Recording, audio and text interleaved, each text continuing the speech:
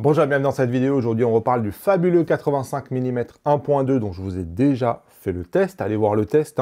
Je ne vais pas redire tout ce que je vous ai dit dans le test. Ce n'est pas le but de cette vidéo. Aujourd'hui, le but de la vidéo, c'est de parler de la version DS de cet objectif-là, puisqu'il y a une deuxième déclinaison, vous voyez, qui s'appelle Defocus Smoothing. Et dans cette déclinaison-là, vous avez tout simplement un lissage supplémentaire du flou d'arrière-plan.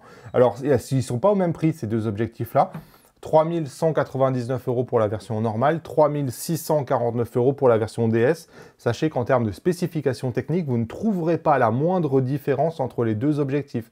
Vous avez le même diaphragme, la même ouverture, le même autofocus, pareil, pas de stabilisation, la même construction, 12 éléments dans 9 groupes, le même type de diamètre, la même largeur, la même hauteur, le même poids au gramme près.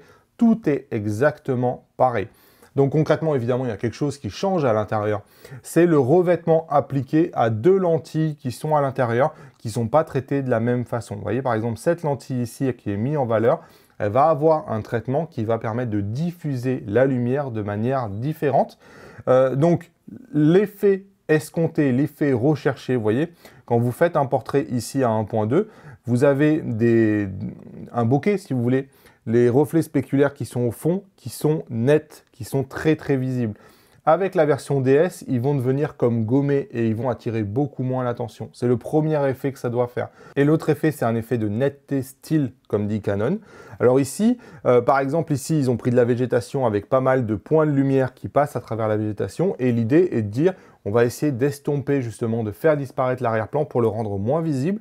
Et je trouve que sur cette photo-là, si on n'avait pas mis les titres, regardez bien le bokeh à la droite du modèle et comparez la version à gauche et la version à droite. Je trouve que la version à gauche, donc la version sans DS, vous apporte presque un bokeh qui est plus doux que la version qui est à droite. Ça dépend vraiment comment vous le lisez. Tout ça pour vous dire que les choses ne sont pas noires ou ne sont pas blanches. Donc, la première chose que j'ai envie de dire, et parce qu'il y a eu plein d'autres marques qui ont fait des DS avant, et généralement, ça a un impact sur l'autofocus. Ce n'est pas le cas ici. C'est-à-dire que j'ai fait les mêmes tests autofocus. Je peux vous assurer que ça, c'est une rafale qui est faite avec le DS. Vous avez exactement le même taux de réussite qu'avec la version 1.2 normale, c'est-à-dire que c'est net, sans aucune difficulté. Donc voilà, vous n'attendez pas à une perte de l'autofocus. Par contre, vous avez une perte de luminosité. Et ça, évidemment, c'est assumé par Canon, c'est dit. C'est-à-dire que la version DS a une ouverture T de 2.2. Ça veut dire concrètement que là où le 85 mm 1.2 normal fait rentrer une valeur de lumière de 1.2, la version DS fait rentrer une valeur de lumière de 2.2. C'est énorme la différence. Donc ça veut dire que vous allez avoir besoin d'une vitesse d'obturation forcément beaucoup moins rapide sur la version DS que ce n'était nécessaire sur la version 1.2. Donc je vous montre deux photos où on voit les vitesses. Donc ici, merci à Brice de la chaîne Une Bolée d'Air qui m'a aidé sur ces tests-là. On peut voir que sur la version normale, je suis à 1,8 millième de seconde. Sur la version DS, je suis à 1/2500e de seconde. Vous pouvez reconnaître la version DS parce qu'elle aura toujours la pastille rouge. Donc vous voyez, 1/8000 de seconde, 1/2500e de seconde. La différence en termes de vitesse est énorme. Alors, il y a deux manières de le voir. La première manière, c'est si je prends le 1.2 pour faire des photos en intérieur et éviter de monter dans les ISO, c'est pas bon du tout. Parce que vous allez monter beaucoup plus dans les ISO sur la version DS. La deuxième manière de le voir, c'est moi, je me suis aperçu, ici, j'ai fait tous ces tests-là avec le Canon R3. Aucun problème. J'ai pu shooter à 1.2, même en extérieur, parce qu'il est capable de monter à 1/64 millième de seconde. Aucun problème. Par contre, le Canon R5 et le Canon R6, quand j'ai voulu faire des tests, waouh, là on est incapable de monter à plus de 1/8 millième de seconde. Et dans ce cas-là, il y a énormément de photos que je n'ai pas pu réaliser au Canon R5 et au Canon R6, parce que 1.2 à 1/8 millième de seconde, vous êtes obligé de mettre un filtre ND sur votre objectif, et c'est pas toujours pratique parce que vous êtes obligé de le mettre, de l'enlever et compagnie. Et donc dans ce cas-là, quelque part, le fait que le 85 mm DS vous laisse rentrer moins de luminosité peut être vu comme un avantage sur du R6 ou du R5 parce que quelque part vous avez le même bokeh qu'un 1.2 et même mieux puisque vous êtes plus lisse, mais vous n'avez pas besoin de faire rentrer autant de lumière et donc vous êtes compatible avec les plages d'obturation que vous offre un R5 et que vous offre un R6. Deuxième exemple, 1 millième pour la version DS, un 2500e pour la version normale. Donc j'ai essayé de faire quelques comparatifs pour voir justement l'apport en termes de bokeh de cette version DS. Je vous montre quelques photos. C'est pas toujours évident. Vous allez voir que sur la première partie des photos, l'apport il n'est pas toujours évident et même on a presque l'impression que c'est l'inverse. C'est exactement ce qu'on voyait sur le site de Canon, hein.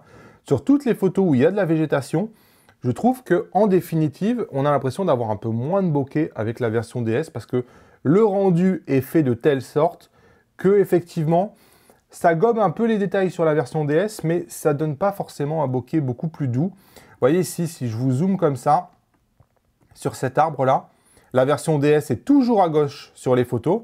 Bah, je trouve que la version ici à droite, en définitive, est presque plus gommée sur cette photo-là. Autre photo, et là, c'est à peu près la même chose. C'est-à-dire que si je regarde bien les détails ici, ben, je trouve que la version non DS gomme mieux la végétation que la version DS qui est ici à gauche. Donc sur toutes les premières photos, c'est comme ça parce que c'est beaucoup de végétation. Vous voyez, je trouve que ici, la version non DS à droite gomme mieux la végétation. Donc c'est exactement comme le dit le site de Canon, n'empêche qu'il faut en avoir conscience sur de la végétation. Le DS, je trouve, apporte pas un bokeh qui est énormément mieux. Là où le DS est sympa, je trouve, c'est sur la transition du focus, c'est-à-dire que je trouve que la transition du focus est plus progressive. Vous voyez ici, on est encore dans le doux, je trouve, sur la version DS, alors qu'on est déjà un peu dans le dur sur la version non DS. Donc ça aussi, c'est quelque chose qu'il faut voir. L'autre chose, c'est la façon de gérer les lignes. Comme quoi, ce n'est pas un objectif qui est facile à comprendre. Vous voyez ici, certes, le bokeh, si je regarde le bokeh, ici, c'est toujours la même chose. La version non DS me semble rendre la végétation plus diffuse, plus douce que la version DS. Par contre, regardez, si je regarde les lignes là, le portail, on voit bien les lattes du portail et on voit bien l'espace noir entre. Il a été gommé ici sur la version DS pour que ça attire moins le regard. Pareil, regardez ici, sur cette clôture. On voit bien les stries de la clôture ici sur la version qui n'est pas DS, alors que c'est une masse blanche diffuse sur la version qui est DS. Et ça, pour le coup, ça va attirer beaucoup moins le regard. Le fait de ne pas avoir cette espèce de contraste et ces trous. Et là, je trouve qu'effectivement, sur la végétation, le DS a tendance à être moins bien.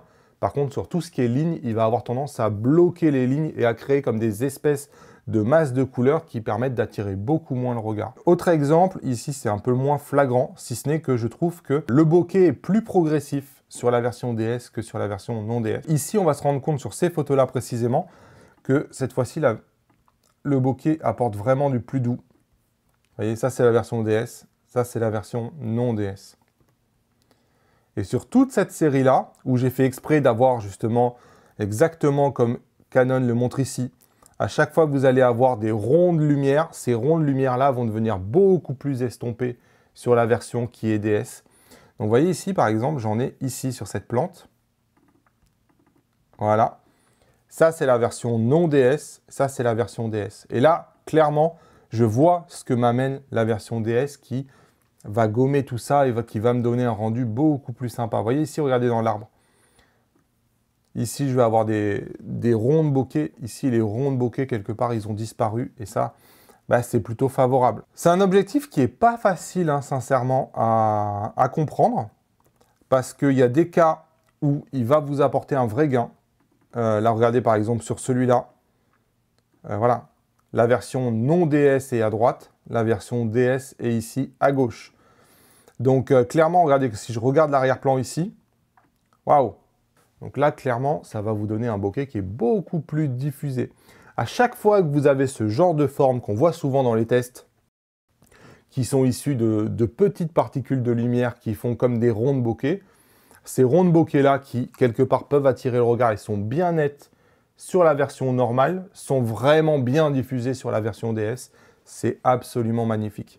Sachez qu'en termes de détail, le détail, c'est-à-dire le visage, n'est absolument pas touché. Vous avez exactement la même quantité de détails sur la version DS que sur la version non DS. Il n'y a absolument aucune différence.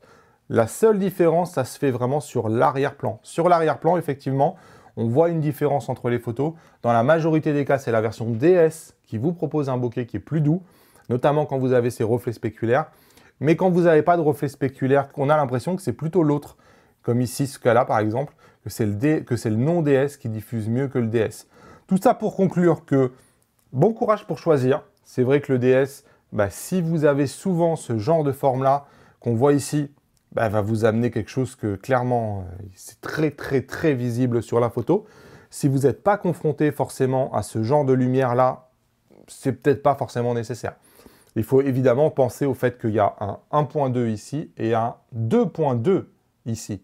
Et que 1.2, 2.2, dès que vous allez avoir un peu moins de lumière pour le coup, vous allez devoir monter beaucoup plus dans les ISO, évidemment, avec un T 2.2. Voilà ce que j'avais à vous dire. C'est un sujet qui est complexe. J'espère vous avoir aidé. Vous pouvez télécharger ces fichiers RAW. Je vous les mets dans la description. C'est pas gratuit parce que vous êtes trop nombreux maintenant à télécharger les fichiers RAW et tout simplement, on me demande de payer. Donc voilà, il faut contribuer si vous voulez pouvoir télécharger ces fichiers RAW et si vous voulez que je puisse continuer à vous donner parfois des zips de plusieurs gigas à télécharger. Moi, je vous dis à bientôt dans une nouvelle vidéo. Salut!